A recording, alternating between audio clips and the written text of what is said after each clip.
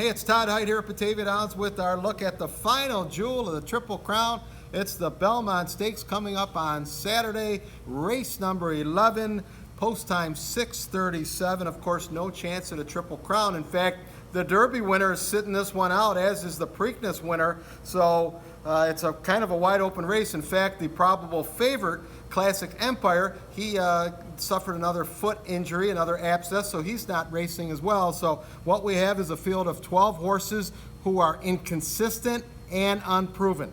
What that means is it's a great gambling race. There's a lot of opportunities. You can make a case for a lot of these horses. Basically, we're all guessing on this race, and my best guess came to number 3, Gormley, the Santa Anita Derby winner. Listen, we all saw the Kentucky Derby. We saw the winner, Always Dreaming, on the rail. We saw Looking at Lee on the rail. We saw other horses that made moves on the rail. Poor Gormley was 5 wide most of the race. He had no chance. He actually did well to move up to 4th at one time. He ended up 9th. He was not terribly beaten, and even though he was an exhausted horse coming down the stretch, he was able to pass Irish Warcry. He figures to get a better trip. He fits a nice profile. Belmont winners have been paying over $20. In fact, 7 out of the last 9 have done so. Also, he fits another profile of horses racing in the Derby, skipping the Preakness, and coming back in the Belmont. Have done well, 8 of 1 since 2000. So at 8-1 in a wide open race, it's basically a head scratcher. I'm going to use number 3, Gormley, to win. For second, Irish Warcry. Now, if you go by speed figures, Irish Warcry his speed figures are as good as anyone. The problem is he's a very inconsistent horse. If the Irish Warcry shows up that race in the Derby or in the Fountain of Youth, I don't like him. But if it's the Irish Warcry that won the Wood, he's got a big chance. Will he be on the lead? Maybe not. He doesn't need the lead to win. I'd prefer him to go to the front. There's other speed in the race. But if Irish Warcry is left alone, he's got a big chance. He is the 7-2 favorite.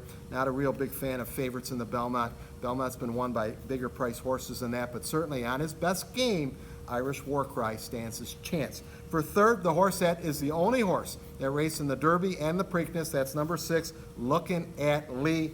He's a stretch runner. Not a big fan of stretch runners in a 1.5 miles because the pace normally isn't that fast.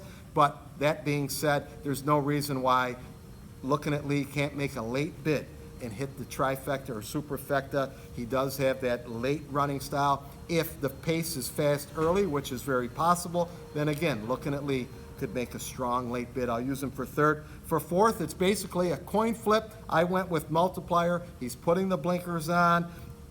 He's another one that makes a stretch run. I don't think he liked the rail at Pimlico. He's outside now. Again, good as any for fourth. If you're playing supers, probably the best bet is to use the all button. I went with 3, 7, 6, 10. Wagering begins on Friday at your local OTB Easy Bet. Batavia bets are all OTB branches open at 11 a.m. on Belmont Stakes Day. Of course, first post for the Belmont Stakes card is 11:35. You can wager right until post time, which is 6:37. Should be a great race. Get out to OTB, any easy bet right here at the track. Of course, our terrific Belmont Stakes party to be held in the clubhouse. Great deal, just $10. You'll get your choice of 5 or 6 items, food items. You'll get $10 back in free play that you can redeem after earning 1 point, and a $2 wager on the Belmont Stakes. Hey, this was a lot of fun. We'll do it again next year. Best of luck to everyone.